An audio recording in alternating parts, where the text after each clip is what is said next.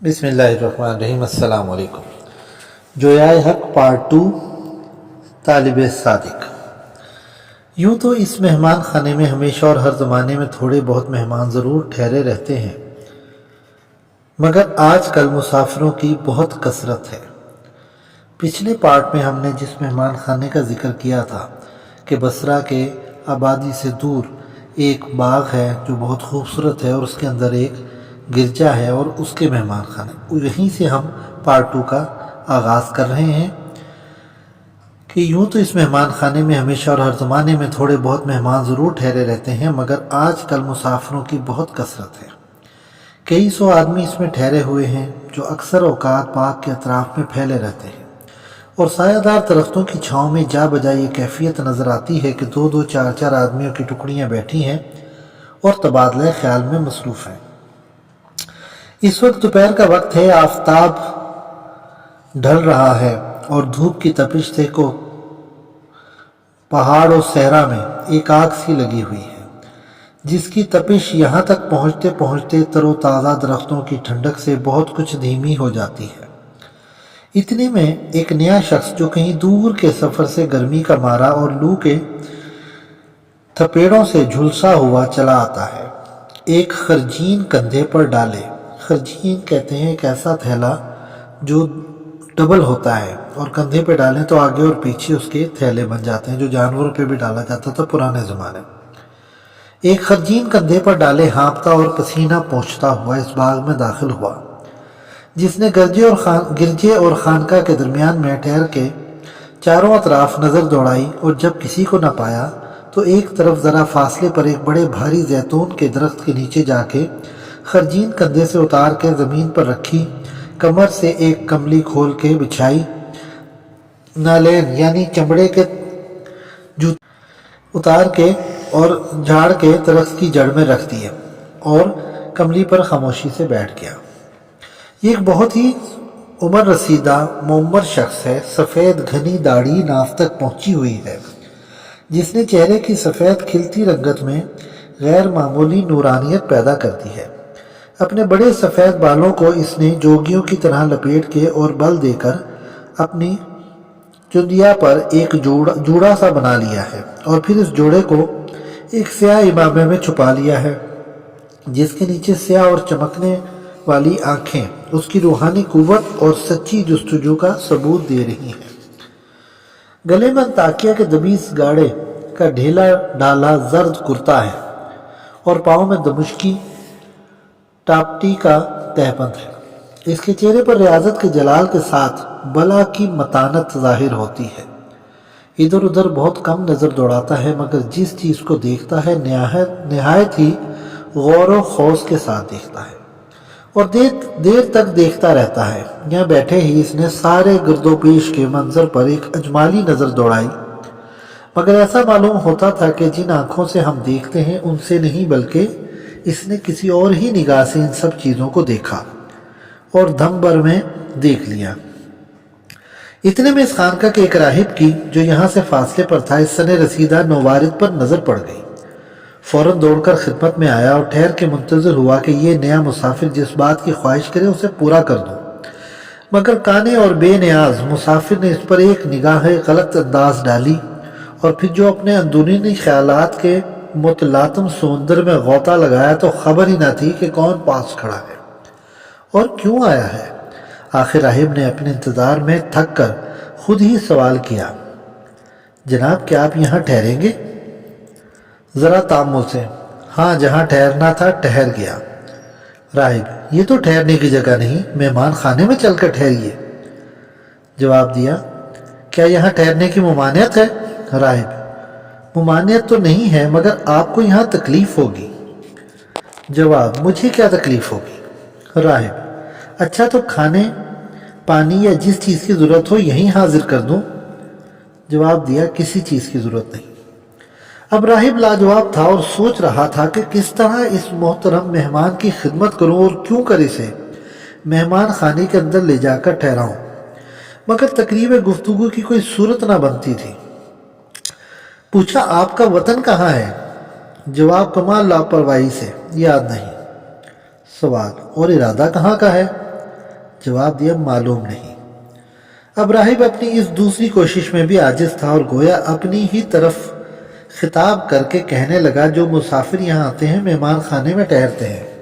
اور جب نووارد شخص نے اس کا کچھ جواب نہ دیا تو کہا، ہمارے راہب اعظم کی تاکید ہے کہ جو مہمان یہاں آ کے فروکش ہوا اسے کسی بات کی تکلیف نہ ہونے دینا۔ نووارد بوڑھا، تو مجھے اس بات کی تکلیف ہے کہ ان سے ملاقات نہیں ہوئی۔ راہب، آپ کو زیادہ انتظار نہ کرنا پڑے گا، وہ سال میں صرف ایک بار لوگوں سے ملتے ہیں اور وہ کل کا دن ہے۔ اسی شوق میں باہر کے صدہا معتقدین آئے ہوئے ہیں اور کل صبح کو آپ دیکھیں گے کہ بصرہ کی کس قدر خلقت آ کے جمع ہوتی ہے اور یہاں کتنا بڑا میلہ لگ جاتا ہے۔ نووارد، مگر میں میلہ دیکھنے تو نہیں آیا۔ راہب، مجبوری یہ ہے کہ انہیں عبادت اور ریاضت سے فرصت ہی نہیں ملتی، دنیا کی طرف مطلق کوئی توجہ نہیں کرتے۔ سال بھر میں ایک دن اس بات کے لیے کہ نظر کو آسمان سے ہٹا کر دنیا کی طرف متوجہ کریں، اس کے سوا اور کسی دن کوئی ان سے نہیں مل سکتا، اور ملے کس سے، وہ دنیا میں ہوتے ہی نہیں۔ نووارد، یہاں کے خادموں اور راہبوں میں سے کوئی ان کے پاس نہیں جاتا؟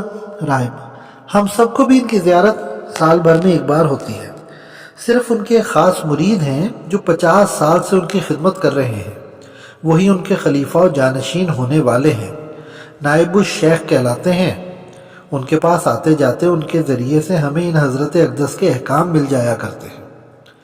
نووارد، تو نائب شیخ صاحب ہی کے ذریعے سے مقدس مرشد اعظم بحیرہ کے پاس اتنا کہلا بھیجیے کہ انطاکیہ کی خانقاہ کے مرشد بونیوینس نے اپنے ایک مرید کو حضور کی خدمت میں بھیجا ہے، جو حاضر ہے اور قدم بوسی کا امیدوار ہے۔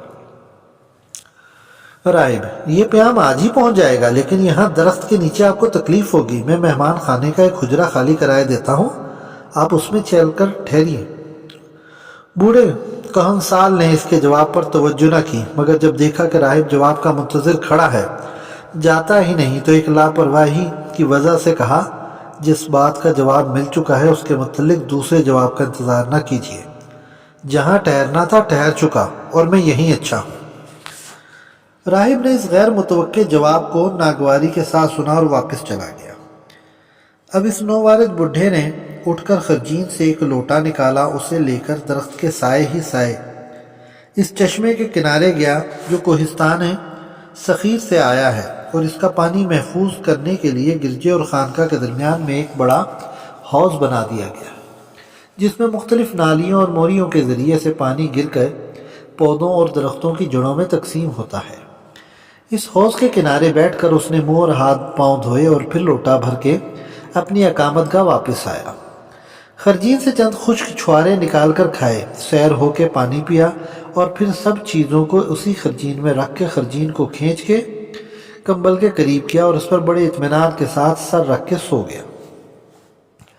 آنکھ لگتے ہی زیتون کا درخت اپنی ٹہنیوں اور پتیوں سے پنکھا جھلنے لگا، گرد کی جھاڑیاں خس کی ٹٹیاں بن گئیں، جن میں سے چھن کے وہی ہوا جس کے جھکوڑے سے باغ کے باہر ایک جہنم کا سما تھا، یہاں اس کے حق میں نسیم سحر کے مہمان نواز جھونکے بن گئے۔ خدا جانے کب کا تھکا ماندہ تھا کہ سویا تو ایسا سویا کہ مغرب کا وقت ہو گیا۔ گرجے میں عبادت کے لیے گھنٹا بجنے لگا۔ تمام راہب خانقاہ سے اور مسافر خانہ سے نکل کر عبادت کے لیے گرجے کی طرف چلے، اور وہ غافل پڑا سو رہا تھا۔ آخر میں وہی راہب جس نے پہلے اس سے گفتگو کی تھی اس کے قریب آیا اور پاؤں کے پاس کھڑا ہو کے سوچنے لگا کہ جگاؤں یا نہ جگاؤں۔ بوڑھے نووارد کی خشک مزاجی و متانت کی وجہ سے جگانے کی جرت نہ ہوئی، ڈرتا تھا کہ برہم و افروختہ نہ ہو جائے، مگر جگانے کی کچھ ایسی شدید ضرورت تھی کہ دل مضبوط کر کے کئی بار پکارا، مگر کچھ اثر نہ ہوا۔ تب جھک کے آہستہ سے اس کا پاؤں دبایا۔ درش مزاج یعنی کہ سخت مزاج بوڑھے نے چونک کر آنکھ کھولی اور پوچھا، کیا ہے؟ راہب، شام ہو گئی اور عبادت کا وقت آ گیا، گرجے میں تشریف لے چلیے اور شریک عبادت ہو جائیے۔ اس کے جواب میں تازہ وارد بوڑھے نے آہستہ سے کہا، عبادت؟ عبادت، کاش اس میں مزہ آتا اور اس سے دل کو اطمینان ہوتا۔ جھٹ پٹ اٹھ کے بغیر اس کے کہ راہب سے کوئی بات کرے خرجین اور کمبل کو بے پرواہی سے وہیں چھوڑ کے نالین پہنی، وہی حوض جس سے پانی لایا تھا اس پر جا کر پھر ہاتھ منہ دھویا اور گرجے میں داخل ہوا، جہاں محراب قربان گاہ کے سامنے ٹاٹ کے فرش پر تمام صفیں باندھے لوگ مذہبی آداب سے دوزانوں بیٹھے ہوئے تھے، اور بائیں جانب عورتوں کی صفیں تھیں، جن میں سے اکثر تو نئی تھیں جو گرجے کی پشت پر زنانی خانقاہ میں رہتی اور مصروف عبادت اور ریاضت رہا کرتی تھیں، اور کچھ اور وہ عورتیں تھیں جو بصرہ کے نامی گرامی مقتدا بحیرہ کی زیارت کے شوق میں نزدیک دور دور کے گاؤں سے آئی تھیں اور مہمان خانے کے زنانے حصے میں ٹھہری ہوئی تھی۔ وہ راہب جو اس بوڑھے مہمان کو جگا کے لایا تھا اسی شینشین سے چوتھی صف میں ایک کونے پر بٹھا کے خود راہبان خانقاہ کی صفوں میں جا رہا تھا کہ گھنٹا بجنا موقوف ہوا۔ کسی خادم راہب نے آ کے قربان گاہ پر کی لمبی شمع روشن کر دی۔ درمیان میں بڑی بڑی نقری قندیلیں لٹک رہی تھیں، ان میں زیتون کے تیل کے چراغ لا کے رکھے، چاندی کی انگیٹھی میں جو قربان گاہ پر رکھی تھی کوئلے دہکا کر ان پر لوبان مرمکی اور عود کماری ڈال کے سارے گرجے کو خوشبو سے مہکا دیا۔ جب یہ سب کام انجام پا چکے تو شہ نشین پر داہنی جانب کی ایک کھڑکی کھلی اور اس میں سے ایک معمر ہادی راہب نکل آیا جو اونٹوں کے بالوں کا شتری کرتا پہنے تھا۔ اس کے سر پر بہت لمبی کھچڑی بال تھے جو تیل میں ڈوبے اور شانوں اور پیٹھ پر بکھرے ہوئے تھے۔ چہرے کا حصہ زیریں جو سر کے بالوں کی دست بد سے باہر تھا، اس کی چوڑی ابلک داڑھی جو سینے پر ایک بغل سے دوسری بغل تک پھیلی ہوئی تھی اپنی متانت اور تقدس کو آغوش میں لیے تھی۔ داڑھی کے نیچے سے زیتون کی لکڑی کی ایک بڑی بھاری سیاہ چوبی سلیب نکلی ہوئی تھی اور قلب کے اوپر اس طرح قائم تھی کہ راہب مذکور ہزار ہلے جلے وہ اپنی جگہ سے حرکت نہ کرتی۔ سلیب کے اوپر یہ مقدس راہب زیتون کے بڑے بڑے دانوں کی تسبیح گلے میں ڈالے تھا، پاؤں میں دمشقی سوتی کپڑے کا سیاہ تہمت تھا اور ان سب کپڑوں پر وہ ایک خاکستری رنگ کا کمبل اوڑھے تھا جس کے آنچل سنبھالے نہ سنبھلتے تھے۔ اس راہب نے آتے ہی تھوڑا سا لوبان آگ پر ڈالا اور حاضرین کی طرف رخ کر کے بہت ہی خشوع و خضوع کے لہجے اور رقت قلب کی آواز میں کہا، پاک و مبارک ہے باپ، پاک و مبارک ہے بیٹا، پاک و مبارک ہے روح القدس۔ باپ جو ازلی خدا ہے، بیٹا جو جسمانی صورت دنیوی افعال اور مریم عذرا کا بیٹا ہونے سے منزہ و پاک ہے، جو خالص روح بے عیب نور اور سارے گناہگاروں کا نجات دہندہ ہے، روح القدس جو ہمارے پاس علم اور ہدایت کی برکتیں لاتا ہے اور ہر لغزش کے وقت ہمارا ہادی و رہبر رہتا ہے، آمین۔ ساتھ ہی تمام حاضرین نے آمین کہی۔ اس کے بعد اس نے درد و سور و گزاز کی آواز میں زبور کی ایک معرفت کی غزل سنائی اور سجدے میں گر پڑا۔ اس کے ساتھ ہی تمام عبادت گزار حاضرین بھی سجدے میں گرے اور راہب نے سجدے میں یہ دعا پڑھی۔ یہاں پر یہ بات ذہن میں رہے کہ یہ نستوری عقیدے کے مسیح تھے جن کا عقیدہ تھا کہ جسمانی مسیح اور مریم عذرا کا بیٹا خدا اور خدا کا بیٹا نہ تھا بلکہ ابن اللہ و جسم و جسمانی امور سے منزہ تھا۔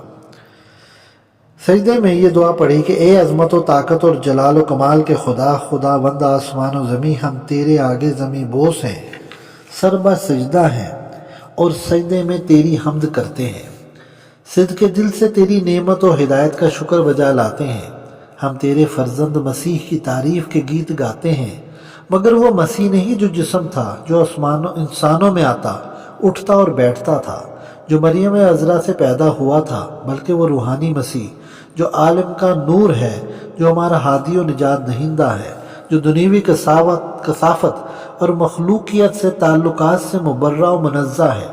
ہم تیرے مقدس رسول و ہادی و مستوریوس کو سچا مانتے ہیں، تجھے اور تیرے بیٹے اور روح القدس کو اسی کی نظر سے دیکھتے اور اس کی ہدایت کے موافق مانتے ہیں۔ ہمیں برکت دے، ہمیں دنیا کی آلائش سے پاک کر، ہمیں دولت مندی و حکومت کی لغزشوں سے بچا، آمین۔ سب نے بآواز بلند آمین کہی اور وہ بیٹھے۔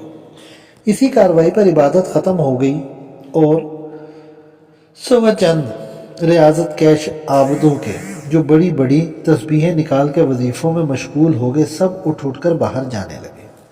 مگر وہ مقتدا جس نے نماز پڑھائی اپنی جگہ پر خاموش کھڑا تھا۔ لوگوں کا ہجوم کم ہو رہا تھا کہ وہی راہب جو کون سال تازہ وارد کو جگا کے لایا تھا اس امام عبادت کے سامنے آ کے کھڑا ہو گیا، گویا کسی حکم کا منتظر تھا، اور تھوڑی دیر ہی بعد اس کا اشارہ پاتے ہی دوڑتا ہوا اس بوڑھے مہمان کے پاس آیا اور کہا، ہمارے نائب الشیخ مقدس ولی استفانوس آپ کو بلاتے ہیں۔ بوڑھا راہب یہ مزدہ سنتے ہی اپنی معمولی سکون و متانت کے ساتھ استفانوس کے قریب آیا، اس کے آگے سجدہ کیا اور ادب سے دست بدستہ شہنشین کے نیچے کھڑا ہو گیا۔ استفانوس اتر کے پاس آیا، اس کے سر اور پیٹھ پر اپنا برکت کا ہاتھ پھیر کے کہا، آپ بڑے خوش نصیب ہیں حضرت اقدس بحیرہ، جو اپنے مقررہ یوم ظہور کے علاوہ سال بھر میں کبھی کسی دن کسی شخص سے نہیں ملتے، آپ کو بلا رہے ہیں، اور آج ہی غروب آفتاب کے وظیفوں کے بعد آپ سے ملیں گے۔ بڑی خوشی کی بات ہے کہ وہ آپ کو طالب صادق بتاتے ہیں۔ نووارد، مجھے اس خوش قسمتی پر فخر ہے۔ استفانوس، حقیقت آگاہ ولی بونیفیس سے جدا ہوئے آپ کو کتنے دن ہوئے؟ نووارد، حضرت بونیفیس کو دفن کر کے اور آغوش لحد کے سپرد کر کے ان کی آخری وصیت کے مطابق اس روحانی دربار میں حاضر ہوا ہوں۔ ان کی وفات کو 3 ہفتے ہو گئے۔ استفانوس نہایت متاثر ہو کے، وہ مسیح کے جوار رحمت میں گئے اور اب مسیح کی بادشاہت میں ہے۔ میں اب سمجھا۔ مقدس بحیرہ نے اس لیے آپ کا نام سنتے ہی فرمایا، وہ بونیفیس کا ایلچی نہیں، خود بونیفیس اور ان کا قائم مقام ہے۔ معلوم ہوتا ہے کہ اپنی نورانی آنکھوں سے انہوں نے انطاکیہ کے اس عظیم الشان سانحے کو دیکھ لیا۔ یہ فکرہ سن کر تمام خوش عقیدہ حاضرین نہایت ہی جوش و عقیدت سے چلا اٹھے، بے شک ہمارے مقدس مقتدا بحیرہ ولی کامل ہیں اور یہ ان کی کرامت ہے۔ استفانوس، ان کی ولایت میں کیا شک ہے، انہیں تمام مخفی باتوں کی خبر ہو جاتی ہے۔ دیکھو یہاں ابھی تک کسی کو خبر نہیں ہے مگر انہیں حضرت ولی بونیفیس کے سفر آخرت کی خبر ہوگی۔ ایک راہب، کیوں نہ خبر ہوتی، ساری دنیا میں اب ان سے بڑا کوئی ولی نہیں ہے۔ اس کے بعد استفانوس نے اس راہب کی طرف دیکھ کر جو تازہ والد مہمان کو بلا لایا تھا کہا، انوسینٹ، حضرت اقدس 1 گھنٹہ میں اپنے وظیفے سے فارغ ہو جائیں گے، اس وقت تم ان بزرگ کو لے کر میرے حجرے میں حاضر ہو جانا۔ انوسینٹ ادب سے سینے پر ہاتھ رکھ کے جھک گئے، جو ارشاد ہو۔ یہ کہہ کر استفانوس شہنشین پر گیا اور جس کھڑکی سے آیا تھا اسی کو کھول کے واپس چلا گیا۔ اس کے جانے کے بعد وہ کہن سالہ بزرگ مہمان اپنے رفیق انوسینٹ کے ساتھ اسی زیتون کے درخت کے نیچے آیا جہاں اس کی کملی بچھی ہوئی تھی، لیکن اس خبر کے مشہور ہو جانے سے کہ خانقاہ کے مقتدائے اعظم اور دنیا کے سب سے بڑے ولی کامل بحیرہ نے اس تازہ وارد بوڑھے راہب کو طالب صادق ٹھہرایا ہے اور اپنی وضع کے خلاف آج رات کو اسے زیارت قدم بوسی کی عزت دیں گے، ہر شخص کا خیال اس بوڑھے کی طرف متوجہ ہو گیا تھا۔ اس پر عظمت و ادب کی نگاہیں پڑتیں، لوگ دور سے کھڑے ہو کے اس کی زیارت کرتے اور اسے انسانیت کے درجے سے مافوق خیال کرتے، مگر وہ بے پرواہ، بے فکر، بے اندیشہ اور خاموش اپنی خرجین کے پاس بیٹھا تھا۔ زیارت۔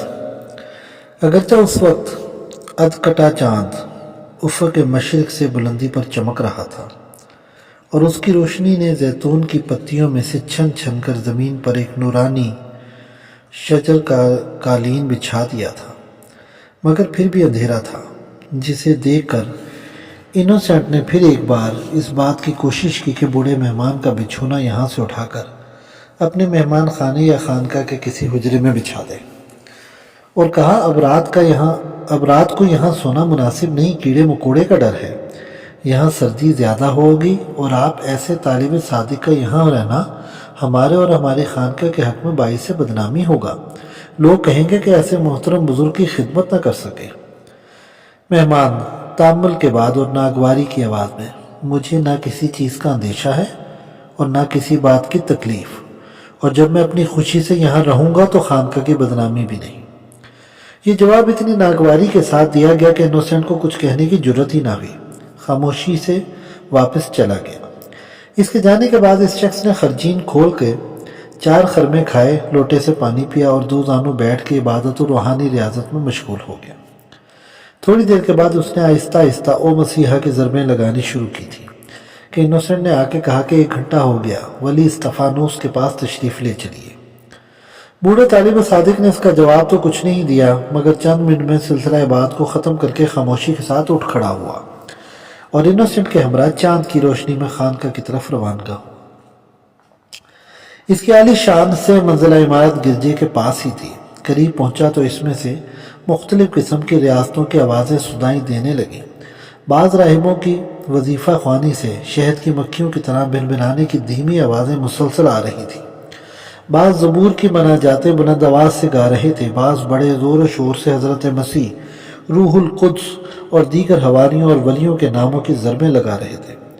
ان آوازوں کو سن کر جہاندیدہ بوڑھے نے دل میں کہا، یہ علم روحانی اور خدا شناسی کی اچھی تعلیم کا معلوم ہوتی ہے۔ بے شک اب اگر کچھ حق پرست ہیں تو انہی نستوریوں میں سے ہیں، باقی سارے مسیح تو ریاکار اور ہوا و ہوس کے بندے نظر آتے ہیں۔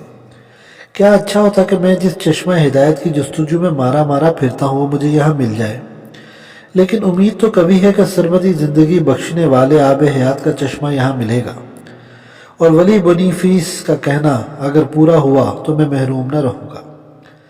دل سے اتنی باتیں کہنے پایا تھا کہ خانقاہ کے پہلو میں ایک دروازے پر رک کے انوسنٹ نے کہا، ادھر چلیے، یہ زینہ ہے، سیڑھیاں ہیں جو خانقاہ کے عام حجروں سے الگ ہی الگ سیدھا اوپر تک چلایا گیا ہے۔ دوسری منزل پر نائب الشیخ استفانوس کا حجرہ ہے اور تیسری منزل پر ہمارے حضرت اقدس تشریف رکھتے ہیں۔ میں آپ کو نائب الشیخ کی درگاہ میں پہنچائے دیتا ہوں، وہ جب مناسب سمجھیں گے آپ کو اوپر حضرت شیخ کی درگاہ میں لے جائیں گے، مگر مجھے اپنی آنکھوں اور پیشانی کا بوسہ لے لینے دیجیے، اس لیے کہ یہ مبارک آنکھیں جب حضرت اقدس کا جمال عطر دیکھیں گی اور یہ خوش نصیب پیشانی ان کی چوکھٹ کو مس کرے گی۔ یہ کہتے ہی بلا انتظار جواب اس نے اپنے بوڑھے ساتھی کی آنکھیں اور پیشانی چوم لی اور اسے لے کر زینے پر چڑھنے لگا۔ پہلی منزل پر نائب الشیخ ولی استفانوس سے ملاقات ہوئی جو اس کے منتظر ہی تھے۔ بوڑھے سیاح نے قدم بوسی کا ارادہ کیا تو استفانوس نے پکڑ لیا اور اس کا جھریوں بھرا ہاتھ اپنے ہاتھوں میں لے کے کہا، خود مجھے آپ کے قدم چومنے چاہیے، اور مجھے اس بات کا فخر ہے کہ ان آنکھوں کو ایک ایسے جویائے حق کی زیارت ہوئی جسے ہمارے حقیقت شناس مرشد طالب صادق کے نام سے یاد فرماتے ہیں۔ بس اب یہ دیر نہ کرنی چاہیے، حضرت اقدس آپ کے منتظر ہیں۔ یہ کہہ کر اس نے خادم راہب انوسنٹ سے کہا، تم یہیں ٹھہرو، میں ابھی آتا ہوں، اور بوڑھے جویائے حق کے ساتھ اپنے حجرے سے نکل کر زینے پر چڑھنے لگے۔ 10-12 زینے طے ہوئے کہ ٹھہر گیا اور بوڑھے ہمراہی کے کان میں کہا، آپ یہاں ذرا توقف کیجیے، میں دیکھ کے آؤں کہ حضرت اقدس کیا کر رہے ہیں۔ پھر جوتیاں اتار کے نہایت آہستہ آہستہ قدم رکھتا ہوا 2 زینے اوپر چڑھا اور داہنی طرف ایک چھوٹی سی کھڑکی میں غائب ہو گیا۔ 2-3 منٹ کے بعد اس طرح آہستہ آہستہ واپس آیا اور بوڑھے نوارد کے کان میں کہا، تشریف لے آئیے، مگر اس بات کا خیال رکھیں کہ عبادت و ریاضت اور خلوت و تنہائی نے حضرت مرشد کو نہایت ہی نازک دماغ بنا دیا ہے، بلند آواز کی ذرا بھی تاب نہیں لا سکتے۔ چلنے میں احتیاط رکھیے گا کہ پاؤں کی چاپ نہ سنی جائے اور گفتگو بھی بہت آہستہ کیجیے گا۔ نووارد، اسی طرح کام میں خود ہی اس کا خیال ہے۔ اب اس نئے مشتاق زیارت نے بھی نالین اتار ڈالی اور دونوں ننگے پاؤں آہستہ آہستہ قدم اٹھاتے ہوئے اس کھڑکی میں داخل ہوئے جہاں ہمارے طالب صادق نے شوق و اضطراب کی نگاہوں سے دیکھا کہ ایک وسیع حجرے میں، جس کی دیواروں میں 4 بڑی سیاہ سلیبیں بنی ہوئی ہیں اور ان کی گہری چمکتی ہوئی سیاہی ایک مہیب اثر کے ساتھ آنکھوں سے گھس کر دل و دماغ پر چھائی جاتی ہے۔ کھوٹی پر ایک بڑی موٹے موٹے دانوں کی تسبیح لٹک رہی ہے جس میں دانوں کی مناسب مقدار کی ایک چوبی سلیب ہے۔